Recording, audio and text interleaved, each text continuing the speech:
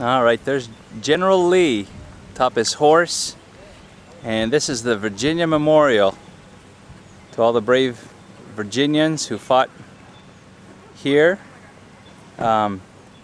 Pickett's charge, you see the cannons there, came up from these trees from behind this line on day 2.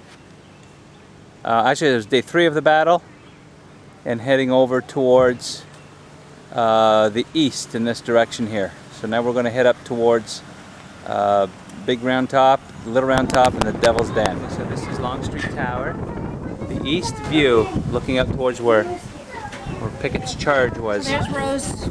From this whole direction here, there's the eternal flame where we started off on Oak Hill. Very windy here, way down there. It's about 2.5 miles away. And we look over the fields where more of the battles took place. And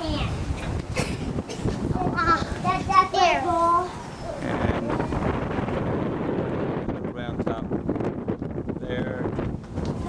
Big Round Top right there.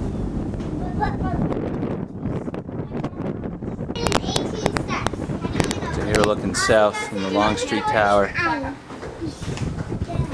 More towards Little Round Top, Big Round Top right there. That'd be like President Eisenhower's retirement farm right there. Those are his cows. Well, he's been dead for quite a while, so. We're gonna have to shuffle if we're gonna go get yours. Yeah. Give me the baby. Hey, babes. Here's their face. And just the views from the mountains over Yeah, you're gonna give me your hand, please. where the armies, Confederate armies first came from. And their hill. Yeah, we are standing on top of Little Round Top.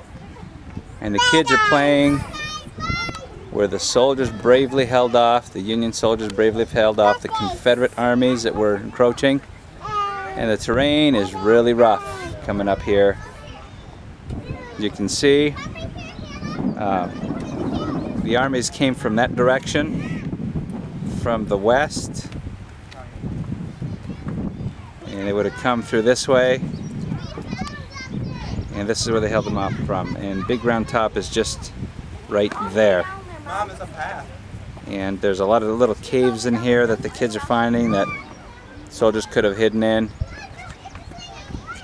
And over there is the north. The flame that never goes out, the peace flame, is way up there. You can see the tip of it up that way. Hey guys, let's get going. Probably about 6 miles away. And this is Little Round Top. So much history here. Wave! Follow the path. Where are you? Jesse and Keenan, come on back up here. No.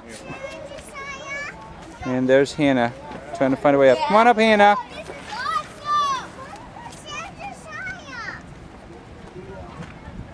There's the Devil's Den. Right over there. There was some fierce fighting over there too.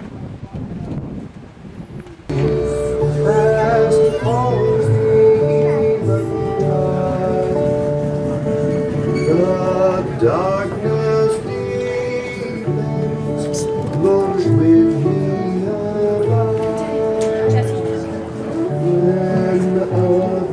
Hi, Mama. Hi, Sir Faith. Hi. Oh, you got a Bible. People are coming into church.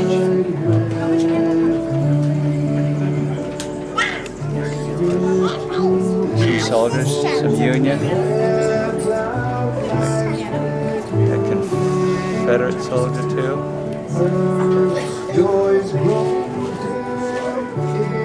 Sure, I would love to get married in a church like this. It didn't start out quite like this. It started out just as a tent. It's about half this size, and then we built a platform and walls, and then last year we expanded it to double this size, and then the roof that we had was kind of a tent structure, and a thunderstorm took that off, so we built this to be a little bit more formidable. It really reflects some drawings and descriptions we have of chapels from the battlefields during the war, but it's a lot smaller. Many of the soldier chapels you see described are holding 800, 1,000, 1,500 men. And there was many outside straining to hear the words inside as we're on the inside. Read his righteous sentence by the dim and flaring lamps. His day is marching on. Glory, glory, hallelujah. Glory, glory, hallelujah. Glory, glory, hallelujah.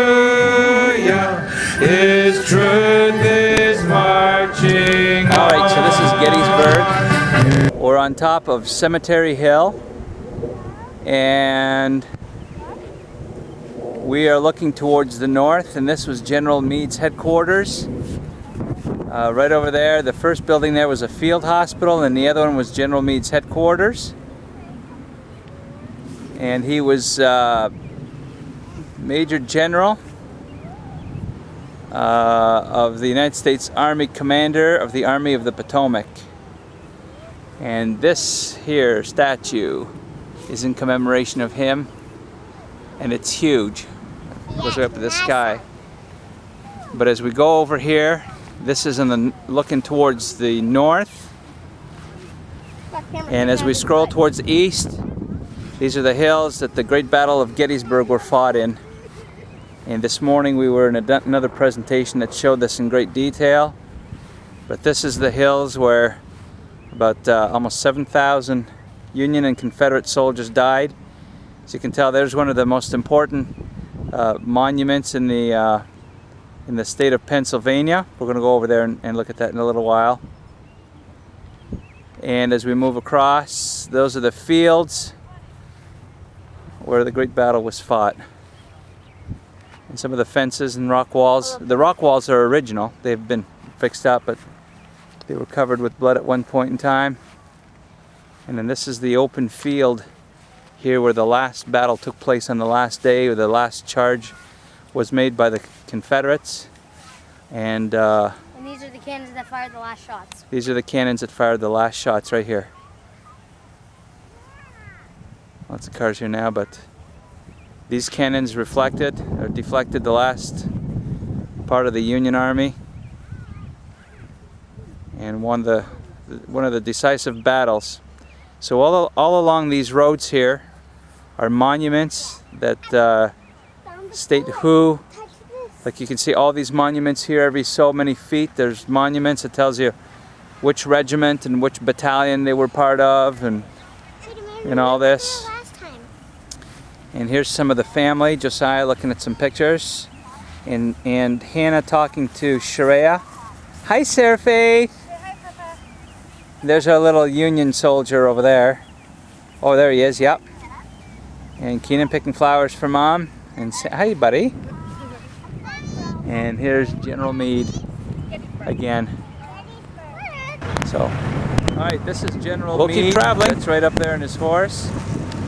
It was from this position right here that the Union first saw enemy soldiers that were actually down over the ridges in through there. And some of the first cannons that fired any shots, oh, it's a busy place here today, are those cannons right there. And General Meade was killed on this battlefield right by this tree. He was the highest ranking officer killed in the Battle of Gettysburg. And he was hit behind the ear and he died almost right away. And that's Buford, General Buford right next to him, the statue there. And way back there, okay, so at the end of the first day, the Union soldiers were pushed back to this area here. The old Pennsylvania College is right behind there. It's now a Lutheran college. And this is what's known as Cemetery Ridge. And these are some of the cannons now that the Confederates set up to keep pushing the Union soldiers back, which is about a 2.5 mile area over these hills here. And this is where the battle really raged on the second day of Gettysburg. And just in the back of this section down here is where Big Round Top down that way. You can see it down there. And then Little Round Top is just up that way. And those are really where the Union forces were able to keep back the Confederate forces from attacking and coming in. So here we are, just behind us is Seminary Ridge, heading towards Cemetery Ridge. And we are actually looking towards the east here a little bit. And you can see some of the, where the battle, those houses obviously weren't there at the time. But one of the most important monuments here in Pennsylvania is that one way down there. And that's, let me see now, Big Round Top right there, with Little Round Top back there, and over on the other side of this knoll is Culp's Hill. Yeah. And you can see the nice walls that have been preserved here, and a lot of these we're told are original stone, and these, as a matter of fact, we're told there's more trees here now than there was before the war began. So areas like this with trees would have been somewhat scarce. And you can see some of the cannons that are still here, and some of the orchards have been replanted. And a whole bunch of cannons line up on this side and out throughout the Seminary Ridge. And right from behind our van there is where the Confederates opened fire mid-afternoon of the second day on July 2nd.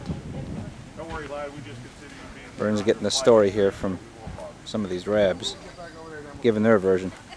But from this wall, across these trees and these walls, is where Pickett's charge took place. Right across these trees here. And 1 out of every 4 Confederate soldiers that died here was from North Carolina. And there's a monument. This is another very important monument here that's fought through these lines here. And then you can see Big Round Top over the hill there, which is basically where the battle was repulsed from. And the Union forces were able to hold their ground. And then there's Little Round Top just out beyond. So this is where one of the most famous photographs of the Civil War was taken, where this Confederate soldier lay at the crag of a rock. Thought he would have been a sharpshooter. Turns out he was actually killed 40 yards from here, and his body moved to take this picture. And here is where we are, right here. This is the crag of the rock, where you actually see this soldier's dead body right there, with that musket there leaning right up against that stone, which is right there. So a little bit of modern history here. And if he was a Confederate sharpshooter, which the rifle was not a sharpshooting rifle, but there's Little Round Top straight up ahead. And as a matter of fact, there were some generals that were killed from this position up on the top of the hill. One of them we just heard about was a young Union soldier, just 27 years old, but a very brilliant man. And one of the streets here is named after him. And took a bullet right in the head. So the sharpshooters here were skillful. Hi, honey. Don't fall.